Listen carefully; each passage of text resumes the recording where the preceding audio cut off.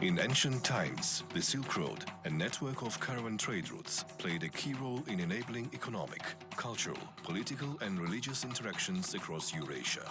The vast trade system from Asia to Europe, including Georgia, facilitated cross-continental commerce and cultural ties between East and West.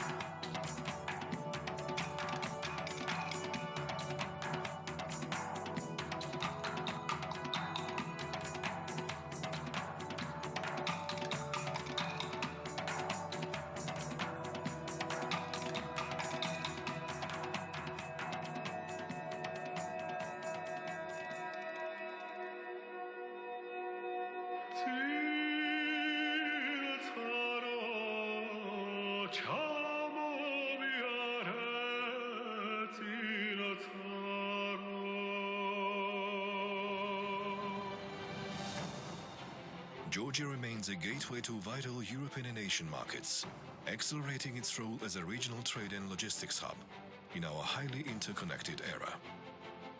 Beyond its strategic location, Georgia excels with progressive policies promoting a business-friendly atmosphere, seamless cross-road trade, and transparent governance.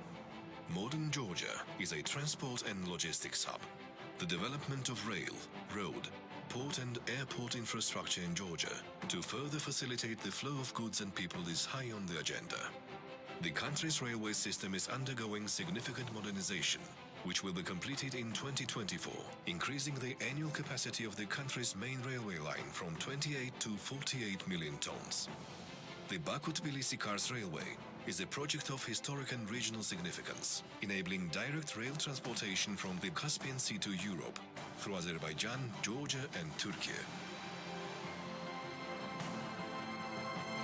The annual capacity of the BTK line is estimated at 5 million tons of cargo, with the possibility to further increase up to 15 million tons.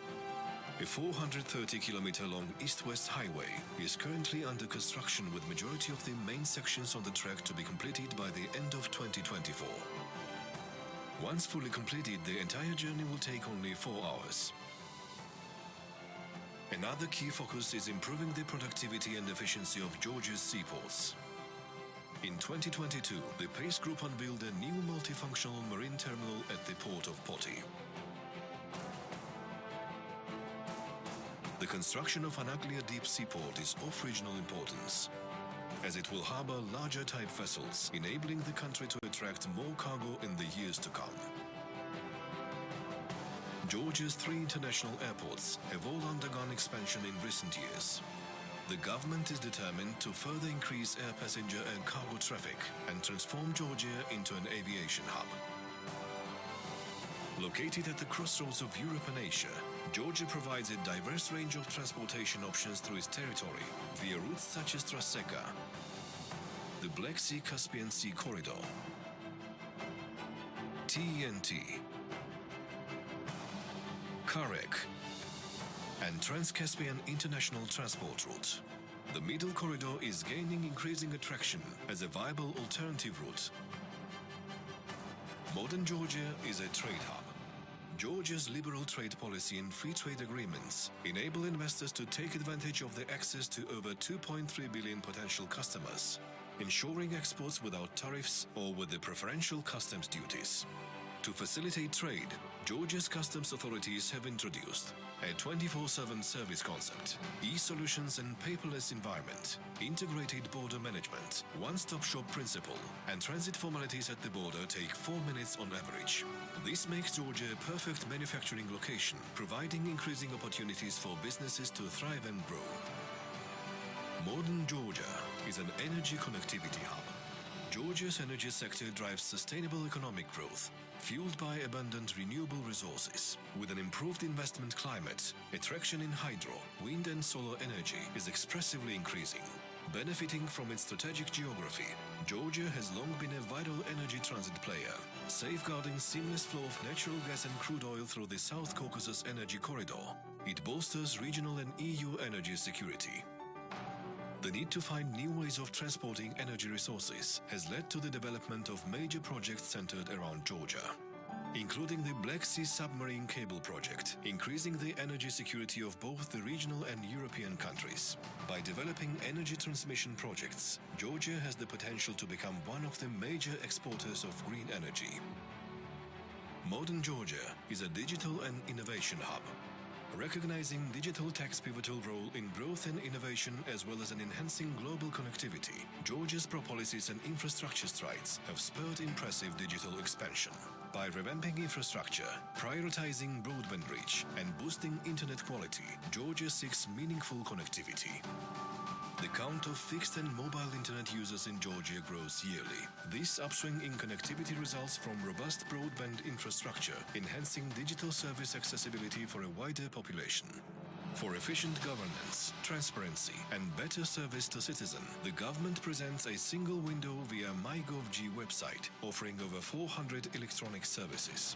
New technologies such as 5G, Internet of Things, artificial intelligence, blockchain and cloud technologies bring significant input to a global economy, which require the high-speed, high-capacity digital connectivity. International bandwidth is forecasted to grow more than 30 to 40% during the next years. Georgia's strategic geographic position facilitates EU-Asia submarine digital links, positioning it as a prime hub for seamless regional connectivity. Hyperscale data centers reinforce its ability in addressing escalating digital era needs. Georgia remains a country of boundless innovation and startup opportunities. A one-stop shop of 10 tech parks all over the country is designed to foster creativity and turn ideas into thriving businesses. The co-working spaces, accelerators, and various grants provide the perfect ecosystem for an entrepreneurial journey. Georgia emerges as a hub for regional digital advancement, cultivating optimal conditions for bolstered connectivity, innovation, and digital-driven economic expansion. Georgia as a promoter of culture, tourism and people-to-people contacts. Georgia demonstrated the ability to implement effective initiatives to become an attractive four-season destination for travel, resulting in 8% growth in travel receipts compared to 2019 and welcoming 5.5 million visitors in 2022. Through strategic measures, during the current year, the country achieved a remarkable 74% recovery in international travel trips, as well as 90.8% recovery in tourist trips compared to 2019. Georgia is a country that never fails to exceed travelers' expectations, leaving them with the unforgettable experiences and incredible stories to share back home. With its authentic allure, distinct cultural and natural heritage, stunning scenery, delightful cuisine, and top safety rankings, Georgia has become a leading travel destination in the region. Hospitality is woven into Georgian heritage, surpassing simple gestures. It's the core of our culture.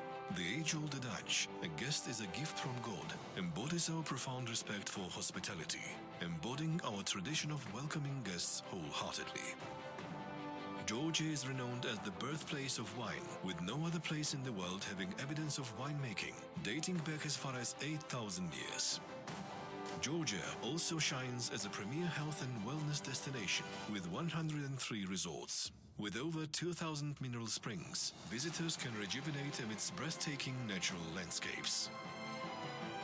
Georgia's open visa policy welcomes citizens from 98 countries visa-free. 45 airline companies fly to and from Georgia, providing direct connections to 64 destinations worldwide. Resilient economy. Despite external challenges and geopolitical tensions, Georgia's economy displays remarkable resilience. It achieved substantial post-pandemic growth, with consecutive double-digit expansion in recent years and continued robust performance in 2023. Georgia emerged as one of the top-performing countries in the wider region and Europe in terms of economic growth due to its strong policy responses. Georgia maintained sovereign credit ratings at the pre-pandemic level. Georgia's regulatory, business and investment environment has been highly assessed in international rankings. With its resilient economy, conducive business environment, streamlined customs formalities, favorable location, Rapidly growing transport, digital, energy networks, and rich cultural heritage, Georgia invites you on a journey to explore new horizons and forge unbreakable bonds of connectivity that lead to a resilient future. Welcome to Georgia.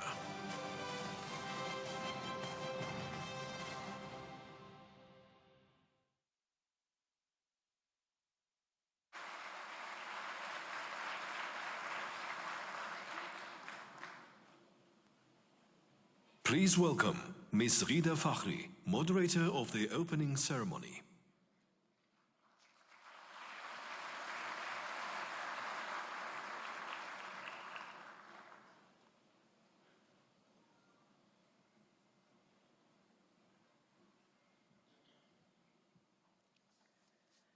Prime Minister Garibashvili, distinguished heads of government and ministers, excellencies, ladies and gentlemen, Gamar Joba, and welcome to the 2023 Tbilisi Silk Road Forum.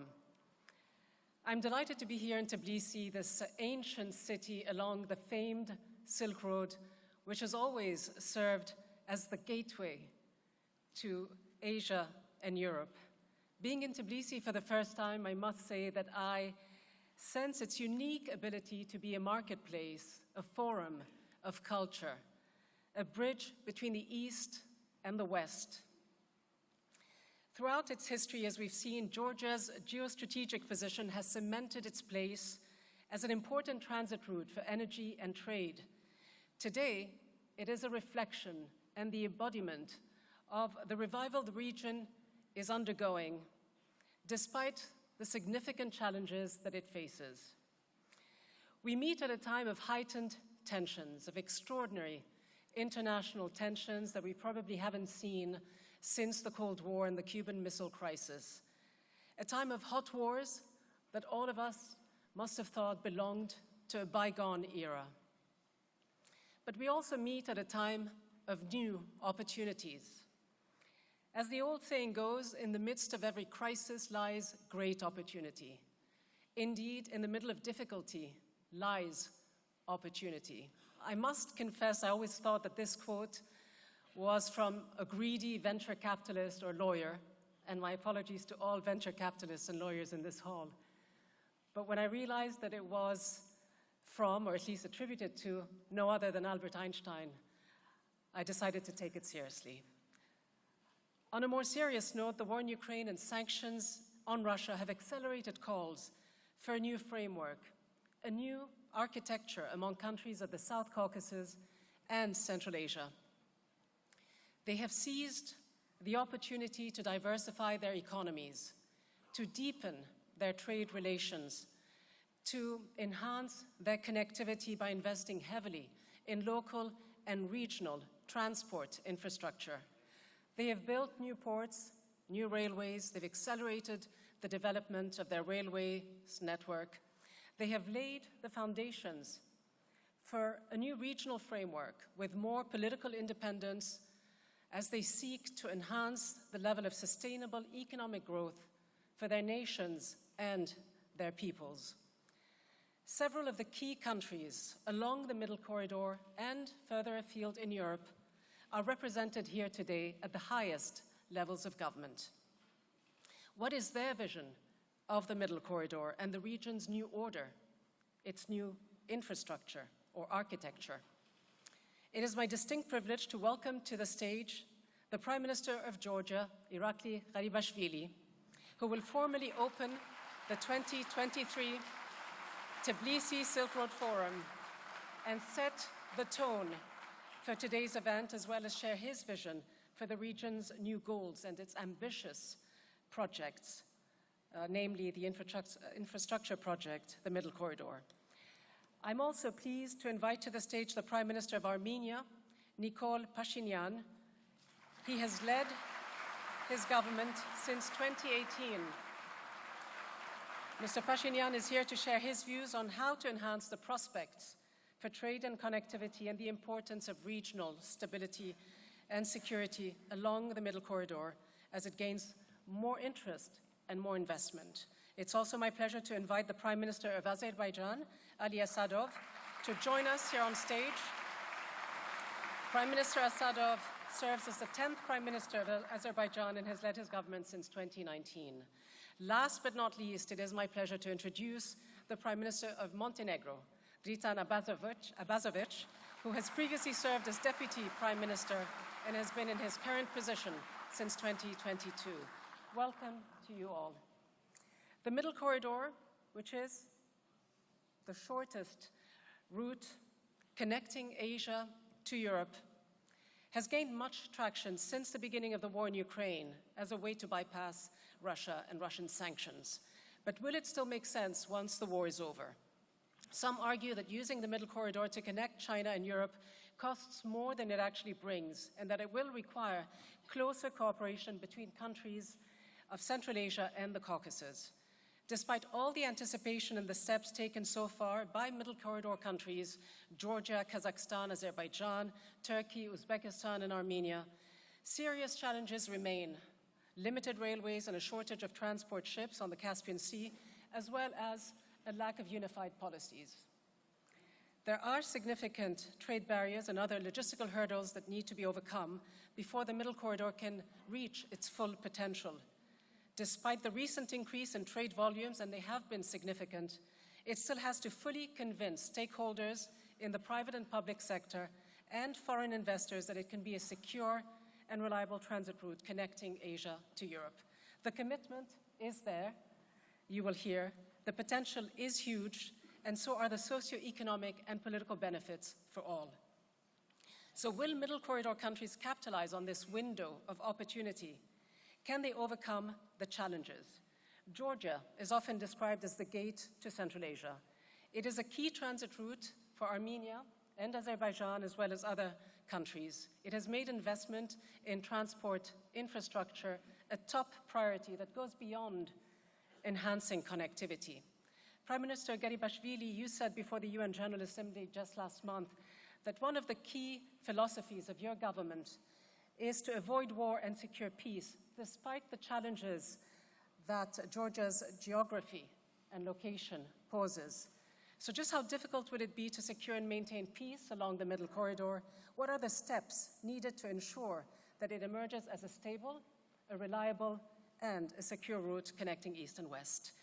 It is my privilege to invite the Prime Minister of Georgia, Irakli Garibashvili, to formally open the 2023 Silk Road Forum and share his vision of how the Middle Corridor fits into the region's new order, its new infrastructure, and of course, which is the theme of this opening session of the forum. Prime Minister, the floor is yours.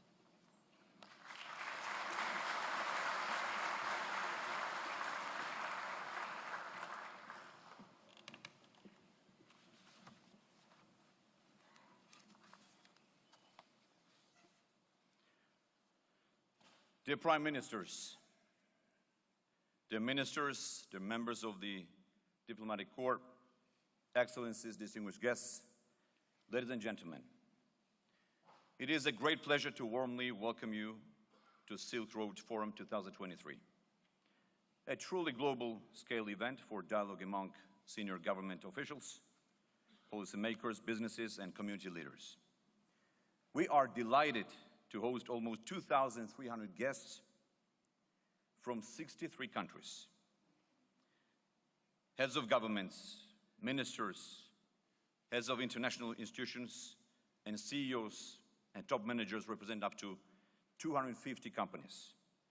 We are grateful to all of you for joining us today.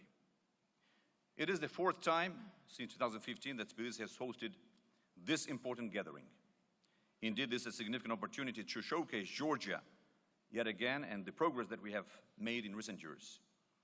The significance of the Silk Road, both historically and presently, extends far beyond mere trade. Beyond the famed silk, this ancient route facilitated the exchange of porcelain, flourishing tea culture, and a vital connection between Europe and Asia. And in doing so, it bridged Western and Eastern cultures, serving as a conduit for the propagation of innovations and knowledge. Our historical connection to the Silk Road is undeniable. Before this ancient road extended westward, it found its path through the diverse terrain of Georgia, documented by Greek historians as a pivotal crossroads in the global trade network. Our country's role in this epic journey is substantiated by archaeological evidence, such as shards of Chinese porcelain in Dmanisi, Georgia, and the discovery of Chinese coin dating back to over 1,200 years ago, in Msketi Juari. From prehistoric days, Msketa, the Georgia's ancient capital, served as a vital logistical nexus along the Silk Road, where the primary routes of the Caucasus converged. The Silk Road's enduring influence on our land is profound. It stimulated the growth of crafts, trade, and urban life within Georgia while nurturing cultural and political ties with the broader world of its era. And in this convergence, the cultures, religions, customs, and traditions of the East and West united in the place we proudly call Georgia. 9 years ago, at the United Nations General Assembly, I conceptualized the significance of the Silk Road and the importance of collaborative efforts required to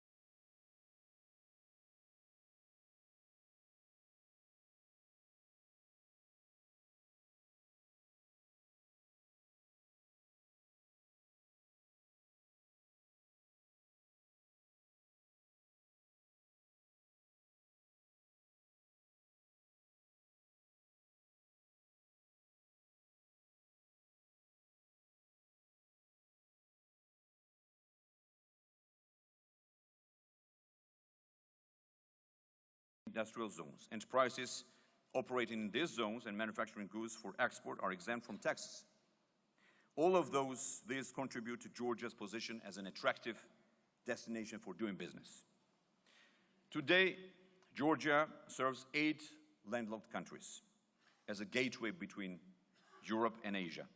For European businesses, Georgia offers entry not only to the South Caucasus, but also to Central Asia and China, as Europe's overland entry-exit point to Asia for trade, commerce, and energy. We offer international firms a competitive environment that will reduce their operational costs.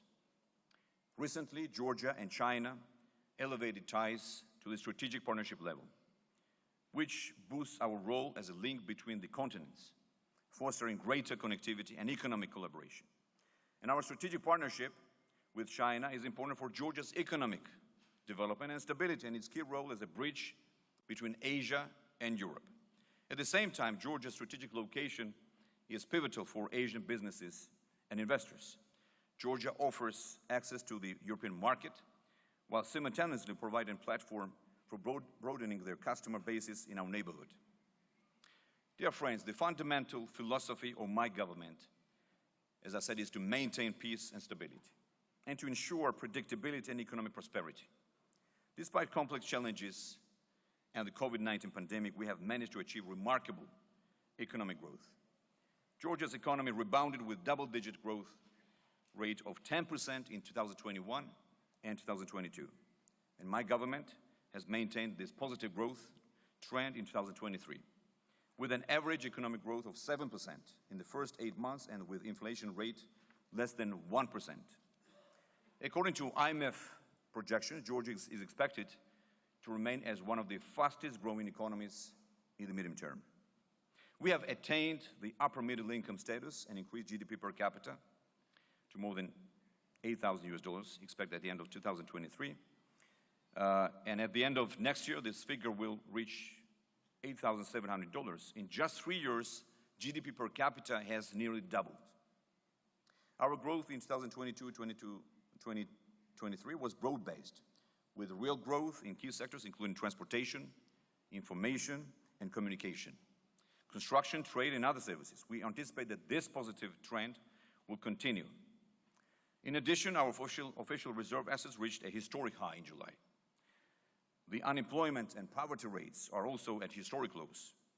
And Georgia's record of prudent macroeconomic decisions and well-founded structural reforms drive our strong economic performance.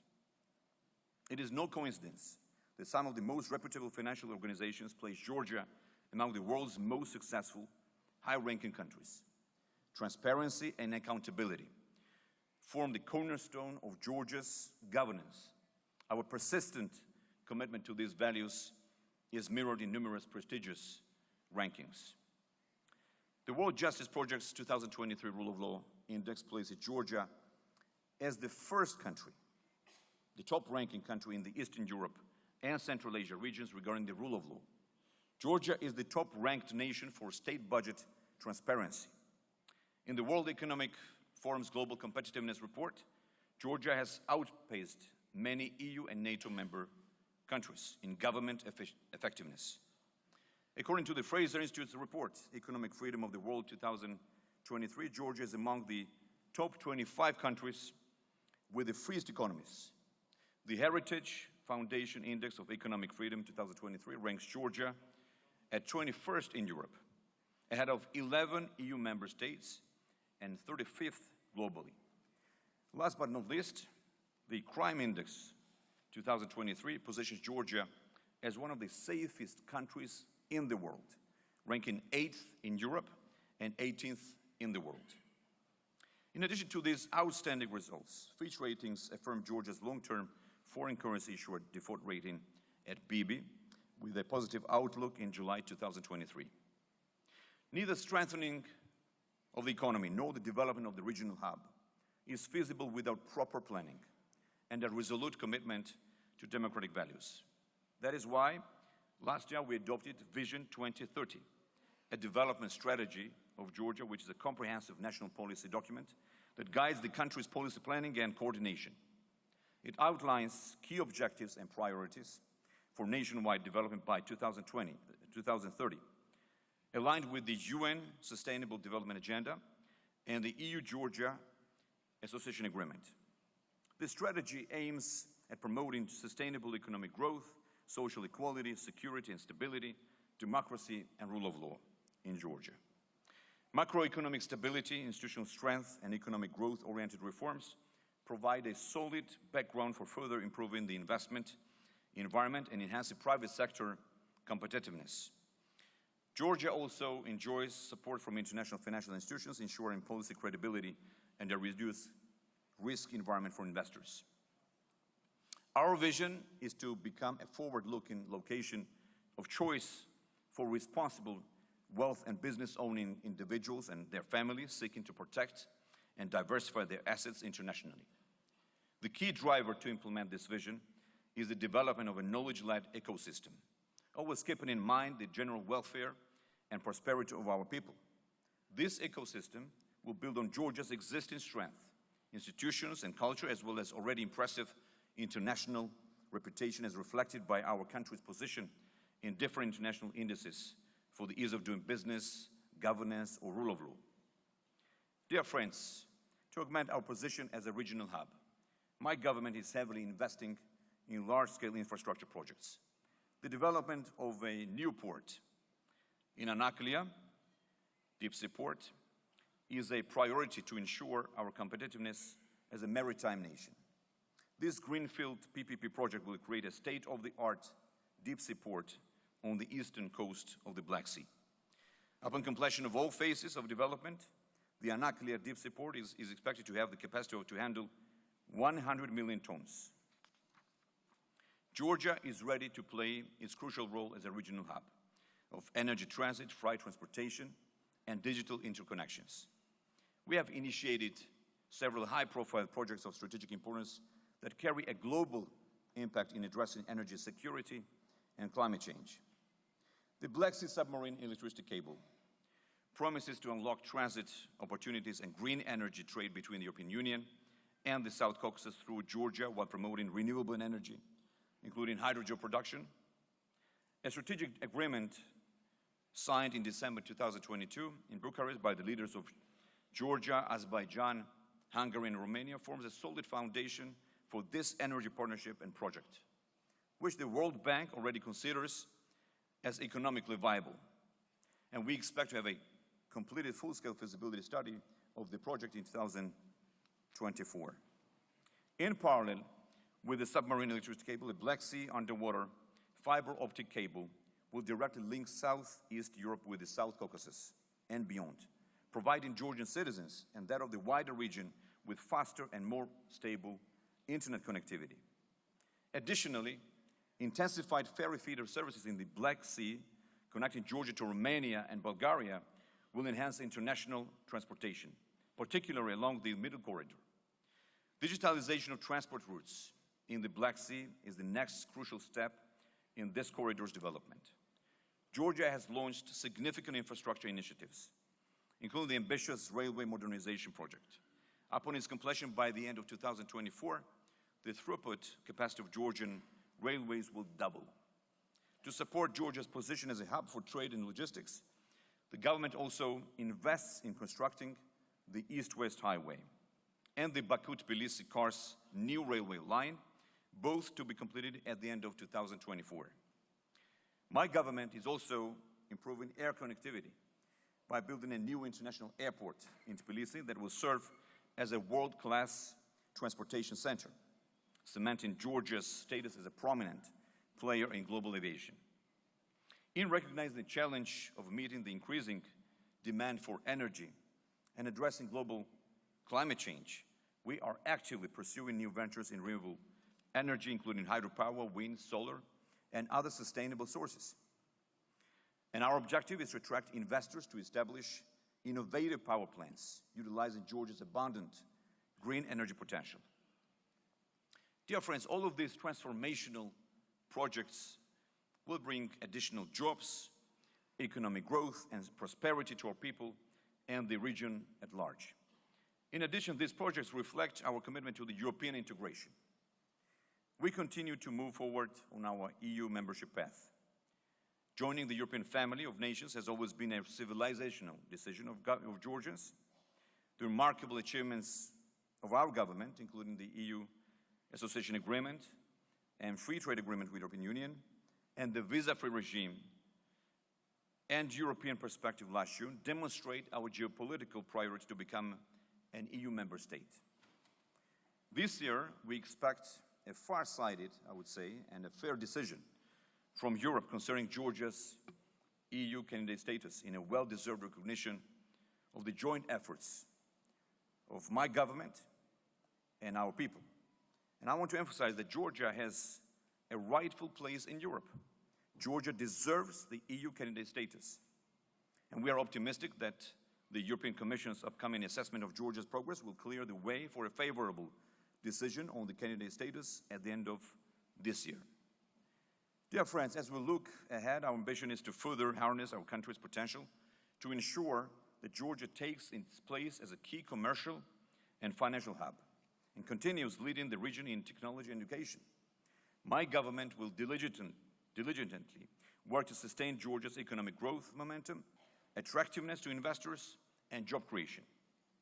In conclusion, let me state that Georgia has achieved transformational success as one of the fastest growing economies and most stable business environments. While we still have more work to do, we are resolute on our development path. We remain committed to maintaining peace, stability, and prosperity for our people, ensuring progress and building long-lasting partnerships. I would like to thank you all for coming to Tbilisi. As we step into the next 2 days, I extend my heartfelt wishes to our esteemed guests for a successful and memorable time in Georgia. I trust you will enjoy the world-renowned hospitality of a proud nation that serves as a vital bridge between Asia and Europe. Thank you very much.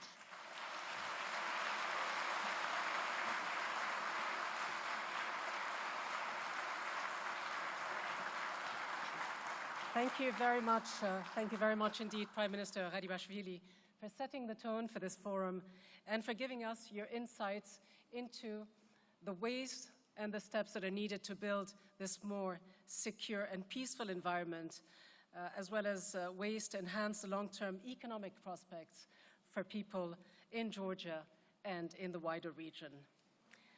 Now, with the high ambitions that you have outlined for trade and economic development of the entire region, the South Caucasus and Central Asia, how important is it for other countries to develop the transit corridors of the region, not just as a reliable tool to reach world markets, but as an important tool as well to enhance the region's stability, security, and economic growth, including better relations with all countries along this transit route? How will current tensions among some affect its long-term prospects, and just how crucial is regional cooperation for the effectiveness and long-term viability of the Middle Corridor? What is Armenia's vision for the success of these new joint regional frameworks? It is my pleasure to invite to the podium Armenia's Prime Minister Nikol Pashinyan, who will outline his government's vision of the current challenges and future opportunities. Prime Minister.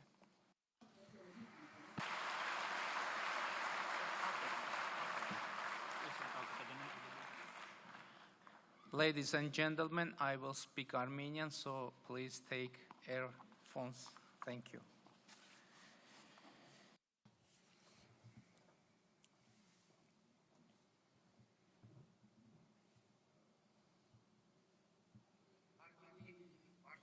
Esteemed Prime Ministers, distinguished participants of the forum, ladies and gentlemen, it is a great honor for me to participate in the Tbilisi Silk Road Forum, which is now held for the 4th time, and to be a part of this important discussion. I wish to extend my gratitude to the government of Georgia and personally to Prime Minister Gharibashvili for the important initiative to conduct this forum and for the warm hospitality. The Silk Road expression is something we all know from school textbooks. Many, I'm sure, will not recall too many details of the events and happenings of the Silk Road times. But the historical term, Silk Road, is in all of our minds associated with prosperity, peace, development, and cooperation, because the Silk Road crossed through multiple countries and settlements, and those roads were a means of creating people-to-people, cultural, economic, and political ties. They were a means for the peoples and the countries to better know one another. People would use these roads to trade not only goods, but also stories, traditions, habits, knowledge, and skills. The road linked not only countries and towns, but also people, and therefore, while a vibrant, active road is a sign of cooperation, peace, and success, closed roads are an indication of problems. We know this through our own example. The roads with 2 of our 4 neighbors are open, which indicates that our relationships with them are friendly. The roads with 2 of our neighbors are closed, which is clearly telling of the existing difficulties in the relationships. But I have not come here today to tell you about difficult relationships. Rather, I'm here to say that without roads, building peace will be very difficult.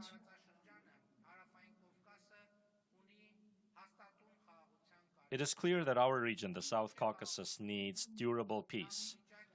And what is peace? It is a state of affairs where countries live with open borders. They are connected by active economic, political, and cultural ties,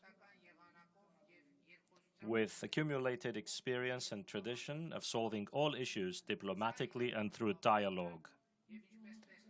This is genuine peace. And all of this, including open borders, economic, political, and cultural ties, would be impossible without roads. This is the reason why our government has developed and presents the Crossroads of Peace project as an important part of the peace agenda. The essence of this project is to develop communications between Armenia, Turkey, Azerbaijan, the Islamic Republic of Iran, by means of renovating, building, and operating roads, railways, pipelines, cables, as well as electricity lines.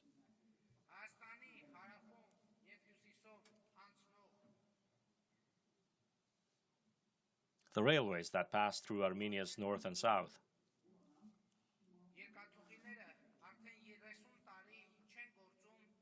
They have been idle for 30 years now.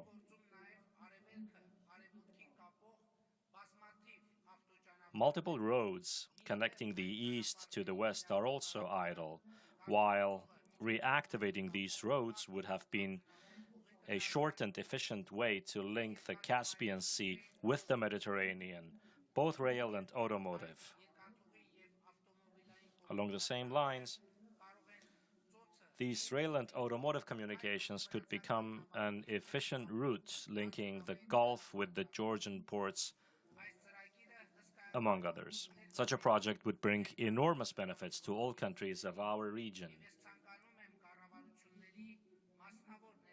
And I wish to invite the attention of governments and private investors to this opportunity. After my speech and during the event, members of my team will distribute to the forum participants, should you be interested, brochures telling more about our project. And we will be glad to receive your reactions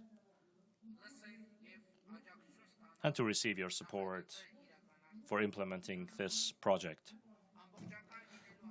To be comprehensive, I think it's important to highlight the principles of the crossroads of peace, which are as follows.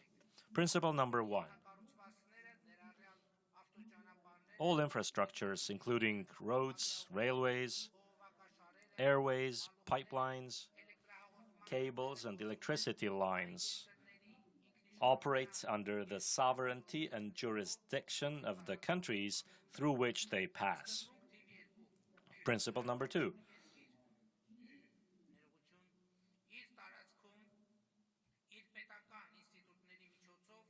Each country, through its state institutions, in its territory ensures border and customs control and ensures the security of the infrastructures, including the passage through its territory of vehicles, cargo, and people. In fact, in the near future, a special unit will be created within Armenia's law enforcement system. And that unit will have the function of ensuring the security of international communications passing through Armenia, as well as the cargo, vehicles, and people using them. And of course, the unit will operate jointly with our patrol police. Principle number 3. These infrastructures can be used for both international and domestic transportation. Principle number 4. All countries, I beg your pardon, all countries use each other's infrastructures on the basis of reciprocity and equality. According to the principle of reciprocity and equality, border and customs control procedures can be somewhat streamlined too. I wish to reiterate Armenia's readiness to open, reopen, rebuild, and build all regional communications in accordance with these principles.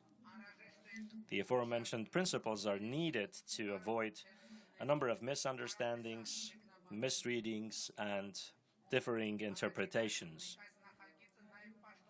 In the near future, we will also officially present this project to the governments of our region's countries, and I hope with joint efforts, including the activity of investors, we will be able to implement this project. Ladies and gentlemen, as I said, the crossroads of peace is an integral part of the peace agenda.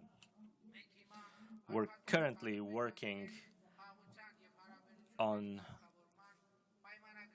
the draft agreement with Azerbaijan on peace and the normalization of relationships. And I hope this process will successfully conclude in the coming months. I would also find it necessary to present to you the other 2 principles of peace upon which we have reached agreement with Azerbaijan. Armenia and Azerbaijan reciprocally recognize each other's territorial integrity, with the understanding that Armenia's territory is 29,800 square kilometers and Azerbaijan's territory is 86,600. This encyclopedic reference was meant to ensure that statements made by Armenia and Azerbaijan about the recognition of each other's territorial integrity leave no room for claiming that by recognizing the other country's territorial integrity, one country has in mind only a part of its internationally recognized territory. The other principle is that Armenia and Azerbaijan agreed to carry out delimitation of the borders on the basis of the 1991 Almaty Declaration. The Almaty Declaration essentially has the following meaning: the Soviet Union shall cease to exist, and the 12 republics signing the declaration, including Armenia and Azerbaijan, recognize each other's territorial integrity, sovereignty, the inviolability of the then existing borders, i.e. administrative borders, and therefore the administrative borders that existed between the republics of the Soviet Union become state borders. As I said, We hope that, on the basis of these principles, in the coming months, we shall sign with Azerbaijan an agreement on peace and the establishment of relations. I hope that in the near future we will have developments also for opening of the Armenia-Turkey border for citizens of third countries and for holders of diplomatic passports. This, too, will bring a positive stimulus for the whole region. Turning back to the crossroads of peace, it fits squarely with the logic of the Silk Road, and we will be glad to receive in Armenia's territory and to safely dispatch people, vehicles, goods, pipelines, cables, and electricity lines. And in conclusion, I would like to wish good luck to the Silk Road Forum and to wish a successful forum. Thank you.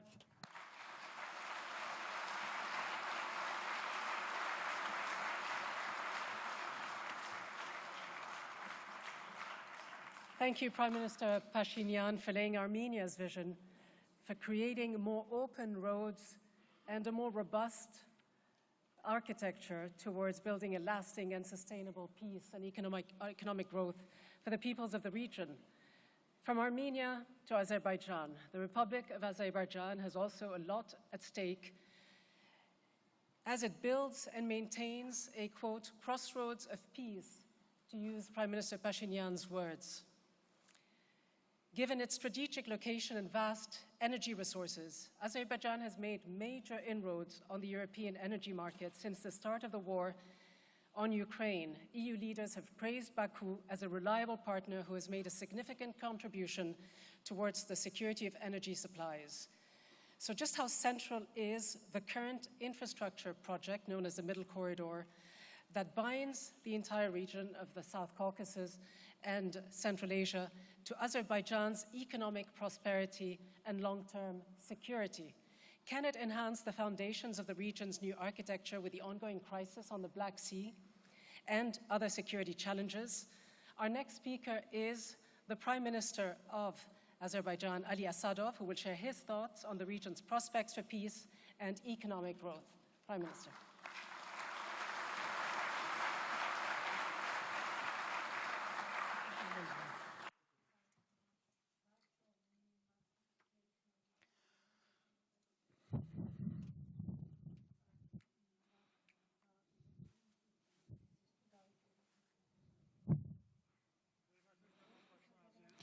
Dear Mr. Prime Minister, dear forum participants, ladies and gentlemen, first and foremost, I stress my sincere thanks to our Georgian friends and primarily esteemed Mr. Prime Minister Irakli Garibashvili for such traditional hospitality extended to me and the delegation of the Republic of Azerbaijan in the framework of this visit. I would like to note in particular that we are very glad to be today in the capital of Georgia. Each year, Tbilisi becomes more attractive, develops as a city, and demonstrates positive changes. Obviously, we are very glad to see it. At the same time, I would like to express my gratitude to Mr. Irakli Garibashvili for the invitation to take part at the 4th Tbilisi Silk Road Forum. It took only a few years that the forum has proved itself as an effective international platform for the discussion of issues on regional and global agendas. Dear forum participants, historically, Azerbaijan and Georgia, located on the Great Silk Road as a main gateway connecting East and West, have been playing an important role in developing trade, economic ties, and fostering cultural exchange between Europe and Asia. This tradition goes on in our contemporary history. Thus, it is indeed Azerbaijan and Georgia have become the first countries to support the concept of restoration of the Great Silk Road in the end of 90s. The first person to join the initiative of Azerbaijani national leader Heydar Aliyev to hold an international conference on the restoration of the historical Silk Road was the then president of Georgia, Eduard Shevardnadze.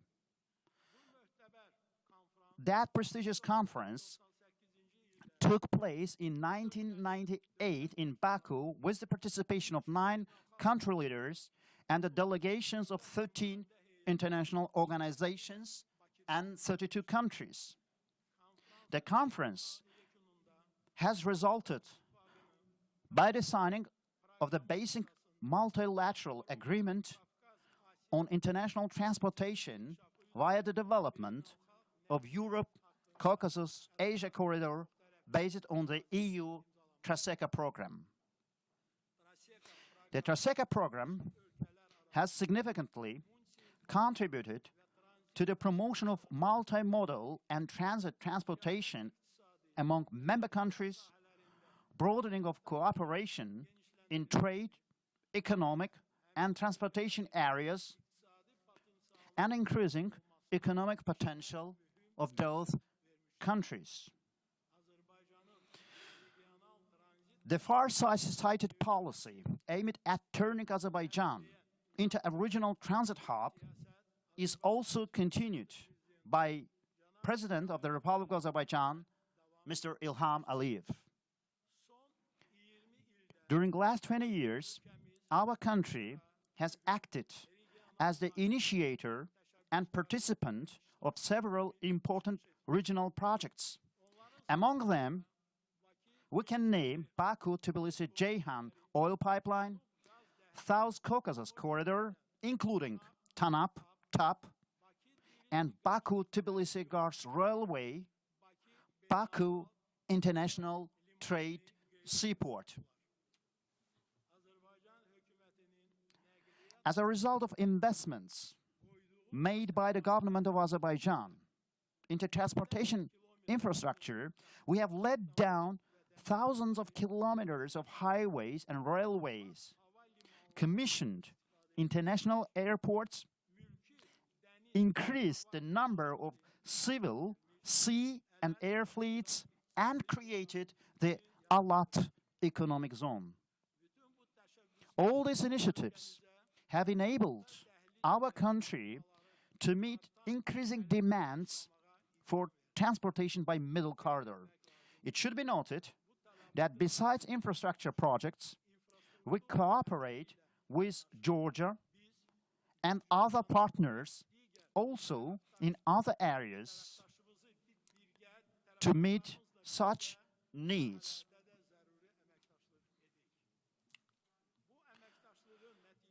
We start already to see the results of such collaboration. As a result of operations conducted to increase the efficiency of middle corridor, important indicators are obtained in short period of time, both in rapidness and quality of transportations. For instance, the amount of time spent for goods delivery from Kazakhstan to the ports of Georgia is significantly reduced compared to previous years. Our target for next years is to shorten it up to 2 times. And I think that the work done in near term will give its benefits, and this corridor would become one of the safest and rapid corridors at the global level.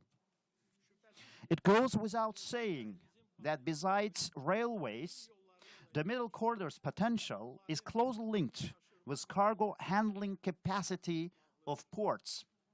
In this regard, the Baku International Trade Seaport, as one of the largest trade seaports at the Caspian Sea, is an important chain of mentioned international transportation corridors. Currently, the active work is underway to ramp up cargo handling capacity of this port from 50 million tons to 25 million tons. The ports of Poti and Batumi in Georgia are also important elements of Middle Corridor. At the same time, expansion of Kuleve port by Azerbaijan, located on the Georgia's Black Sea shores, will also contribute to Middle Corridor. We conduct our transportation operations in a coordinated way, both with Georgia and other partners in the region. It is gratifying to see that Georgia is also doing a great work in this area by modernizing its railways, constructing and expanding ports, and developing road infrastructure. Also, the Azerbaijani-Georgian cooperation agenda has the project of creating a new port infrastructure. We stand ready to cooperate in this area. Besides the ports, it is also very important to have a civil cargo fleet to ensure the transportation of goods. I would like to note in particular that Azerbaijan has the largest fleet at the Caspian Sea. The Baku shipyard successfully realizes orders to build and repair various purpose ships in line with the most modern requirements. In a view of new challenges, we actively work to expand the shipyard's capacity and broaden civil cargo fleet. All of these elements increase further the role of our countries as an important transit chains in intercontinental transportation. Also, new realities created in the region open up good opportunities to elevate regional multilateral cooperation into a qualitatively new level, and it will bring economic and trade dividends to all countries of the region. Dear forum participants, at the same time, Azerbaijan and Georgia jointly contribute to the energy security of Europe. Baku-Tbilisi-Ceyhan oil pipeline, Baku-Tbilisi-Erzurum gas pipeline, including the South Gas Corridor, are regarded as the strategic projects implemented with our joint participation. The South Gas Corridor has enabled to directly deliver Azerbaijani gas to Europe. Last July, Azerbaijan and the European Commission have signed the Memorandum of Understanding. According to that document, Azerbaijan will double its volume of gas supply by 2027. At the same time, today, we start together to build green energy bridge to Europe. Dear Prime Minister of Georgia has said about it, and I wish to stress it once again. And also, last December, the agreement on strategic partnership was signed between Azerbaijan, Georgia, Romania, and Hungary in Bucharest. Already, Bulgaria has also expressed its intention to join the project. We hope that this project will contribute additionally to energy security of many European countries. Dear forum participants, ladies and gentlemen, in the end of my speech, I thank once again Georgia's Prime Minister, Mr. Irakli Garibashvili. At the same time, I express my gratitude to the participants of today's event. I wish success to the work of this forum. I believe that discussions and decisions made at the forum will contribute to the development of Great Silk Road and create conditions to expand regional cooperation in economic, energy, transport, transit, and other areas. And concerning this topic, thank you very much. Thank you very much. Dear forum participants, I wish to express my attitude to a few issues that were expressed here. I wish to say that Azerbaijan has excellent economic, trade, connectivity with 3 out of 4 neighbors. Neighboring country's Prime Minister of Armenia, Mr. Nikol Pashinyan, has raised an issue. I would like to express my attitude to this issue.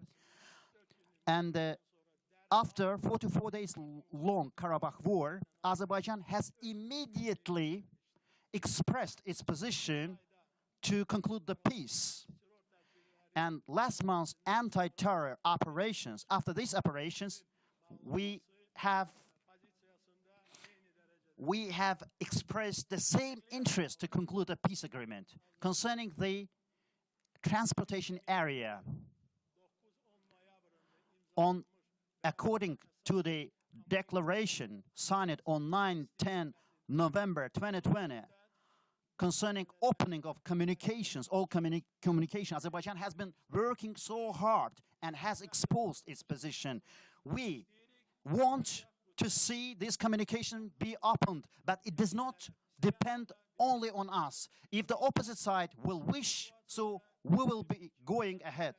And of course, we have still other possibilities also to be used. Thank you very much.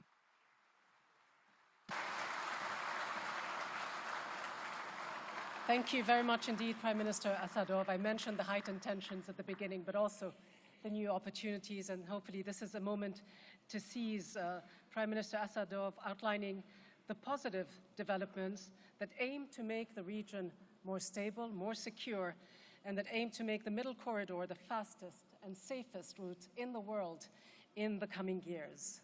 So just how do European nations view all of this? Will they be able to overcome some of their long-held perceptions of high risk and instability associated with the region? Will foreign investors be attracted to the region, given all of the steps that the heads of government have outlined here today and all of the policies that are being implemented? Montenegro is a country in Southeast Europe. It isn't a main stakeholder in the Middle Corridor, but would certainly stand to benefit from the increased connectivity and trade flows, just as the rest of Europe would. It is investing heavily in its own infrastructure, building one of the most expensive highways in the world with a loan from China. Just how strategically important are the current infrastructure, connectivity, and trade projects for Montenegro's economic growth and prosperity? How much confidence do European countries have in this emerging trade corridor? Do they see this as the revival of the old Silk Road, as a truly competitive alternative? What is the view from Europe? It is my pleasure to invite our next speaker, Prime Minister of Montenegro, Dritan Abazovic.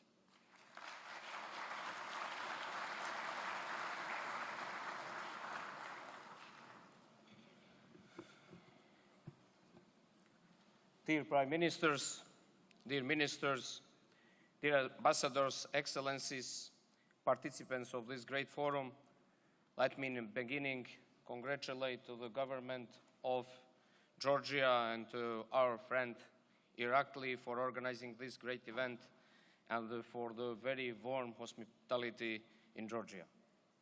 I coming from Montenegro and look to my country like similar in many aspects with Georgia.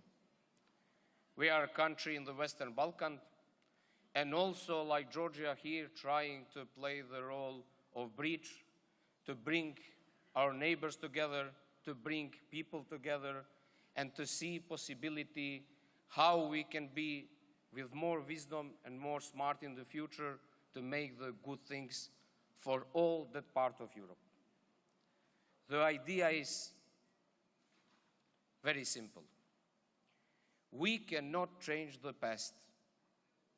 Only what we can change is the future. Only thing what we can change and what is our obligation to do is to change the future. To change the future in the good way, to promote more peace, more stability, more good projects, more infrastructure, and to bring the people together. And I want to congratulate especially Irakli, because he today brings here two of our colleagues, my friends, Prime Minister of Azerbaijan, Prime Minister of Armenia, two countries which are friends of Montenegro. And I think that this is a good way to talk about important projects for the future of this region, but also for the Europe and the Asia. Today, in globalized world, it's not important how big is one country. It's important how big is idea which we have and which can promote and which we can accept. And in that way, it's very important to talk about the access. It's very important to talk about the roads, about the airports, about the ports. The most important thing to make the reconciliation is access to the people. Easy moving of humans on people and goods. And in that sense, every initiative, Silk Road, everything what we heard today from our colleagues and what we heard during this forum will be crucially important for the future and for the peace.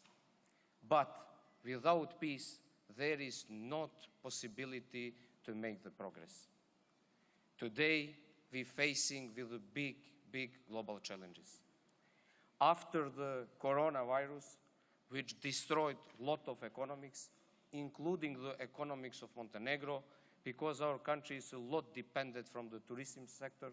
25% of our direct incomes are from tourism, 75% indirect. We finally find the solution for the recovery. And this year, I am very glad to say this, Montenegro will have the best touristic season in the history. Our parameters are out of any expectation, are very good. After 2019, which was record season, now 2023 is even better. People starting to move again, people starting to travel again. And it's very good that after Corona and after closing, and I want to underline the rule of China, which was closed for the many years because of this reason, finally we now have the traveling also from the China. We have the problem, big problem in our country because of war between Russia and Ukraine. 20% of our market was dependent from the Russians, Ukrainians, and Belarus. And we find a solution to somehow open the new destination. That destination are in Middle East, Saudi Arabia, Emirates, Kuwait for the first time, and some another destination like Kazakhstan and Uzbekistan, and show that people only need the access. People are ready to travel. People are ready to discover. We just need to deliver the possibility and the options. It's true about we opened the first highway in Montenegro last year, and that highway was one of the most expensive highways in the world, unfortunately, but we don't want to stop there. Our vision is immediately next year to continue to build that highway which connects south and north of the country with Serbia, from Bar, which is one small town in Montenegro, and our main port, to Belgrade and Budapest, but also government starting to deliver new project which will connect it from the east to the west, from border to Albania to border to Bosnia and Herzegovina and Croatia. And this is the crucial thing. With our Azerbaijani friends, I talked with Mr. Aliyev, with the president of Azerbaijan, of the pipeline for the transporting of gas. We are not part of the gas network, Montenegro, but the idea is that from the Greece, that pipeline go to Albania, and after that, it's our ambition, together with Croatia, to promote the project which will go to the north, first to Montenegro, after that to Croatia. This is the way how we will make the possible to don't have this kind of big crashes what we have last year after energy crisis start. We didn't feel energy crisis, and I am very proud on works of my colleagues.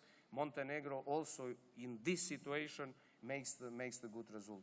We starting to export the electricity around, and we have the connection, which I want to promote here, underwater cable which connect Montenegro with Italy.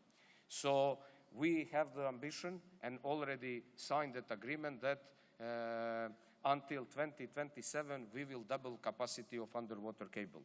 And I invite everybody from all the countries who have the vision to invest in energy sector, in renewable, in the solar plants, in the wind farms, to come to Montenegro and to see the possibility to make the business there.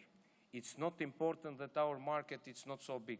We want to be the hub for the production of electricity power, which will sell in European Union or somewhere else. So it's important to make that infrastructure which can make this very possible. In the context of economy also, so with all these challenges, with all these wars and the problems, now the new one in the situation in Israel, Montenegro this year have 620 operation in the context of direct lines with Israel. And I think that we are one of the countries which growing a lot with the tourists from that country. Now this is the very bad situation, and we praying for peace. Our role globally, like a small country, it's not to say what somebody need to do. But we always want to promote something what is universal values. We need to talk, to sit together, and in dialogue to find a solution.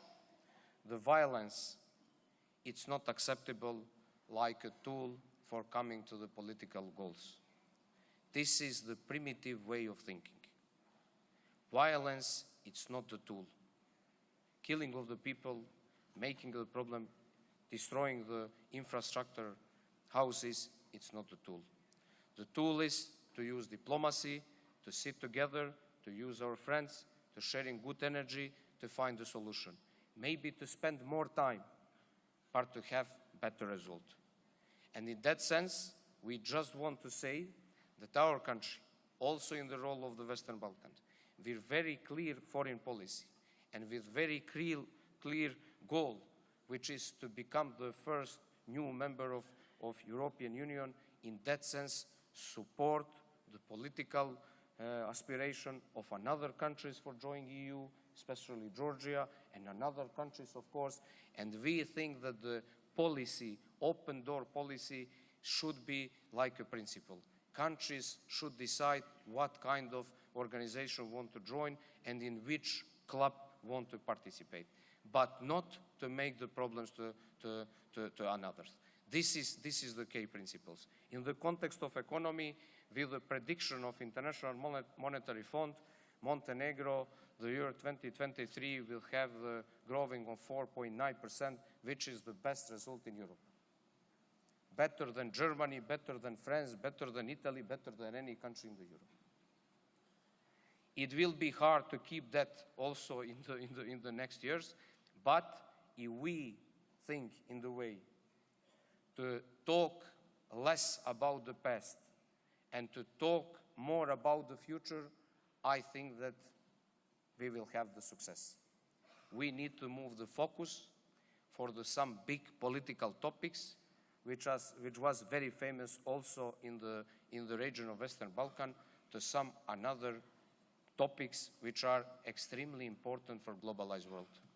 We need to invest in digitalization, to use the new technologies, including artificial intelligence, to making our system more productive, to have administration which will be more effective, to kill the barriers for the business, and to make the decision process much more effective. If we come to this, I am more than sure that we will have the very big success. This success we wish to all other countries. I wish also one more time, in the end, to congratulate the government of Georgia. We're looking on the Georgia like a good example. I'm following them very closely in what they do in tourism. They are very, very, very good and have the very good marketing, but also to say that this is the way how we can fix the problem. We should sit together, and I am really glad to hear from the Prime Minister of Armenia and Prime Minister of Azerbaijan how openly talking about the project of infrastructure which we want to build together. Roads are for connecting people. And investment, it's not important, are they coming from China, are they coming from Japan, from Saudi Arabia, or from somewhere else.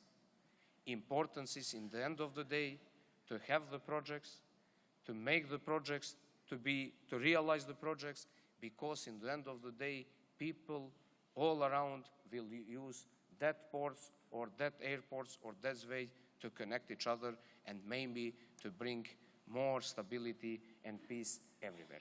So in that sense, I want to thank you very much for this opportunity.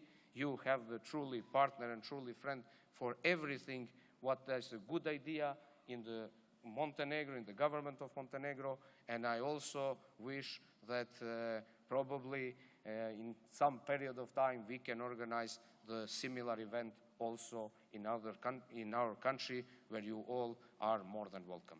Thank you very much.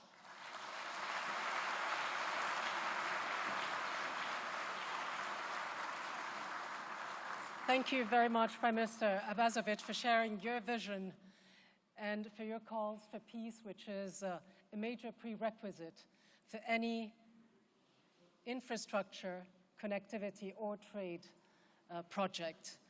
Of course, you also mentioned the importance of a project like the Middle Corridor, binding all countries in the world together in our increasingly globalized world, and what a testament this panel is to the importance of peace and dialogue, not just in the region, but in the wider world. So let me thank you, Prime Minister Garibashvili, for bringing us all together here today, for hosting this forum, and for bringing us all here, the audience and our distinguished speakers. This isn't the end of our session, but we have heard your commitments, some of your policies and plans on how to enhance peace and security and trade and prosperity for the Caucasus and Central Asia. We will see how this all translates into concrete steps, into action over the next few months and indeed over the next couple of years, and when we meet here again at the next Tbilisi Silk Road Forum. For now, let me thank Prime Minister Garibashvili, as well as Prime Ministers Pashinyan, Asadov, and Abazovic for being here with us today and for participating in this opening session. Thank you very much indeed. Thanks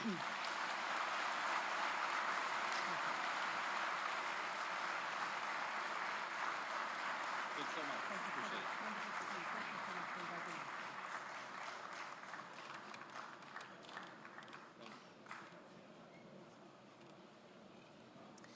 Now, this isn't the end of the session, as I just said. We heard from some of the key Middle Corridor heads of government about the policies and actions they are taking and will take in the future, and some of the regional partnerships as well that they will be actively implementing. But let me just say, if I can ask you all to remain seated, we have one more important keynote speech ahead of us. What important areas do countries in the region still need to work on to attract more foreign investment? Will they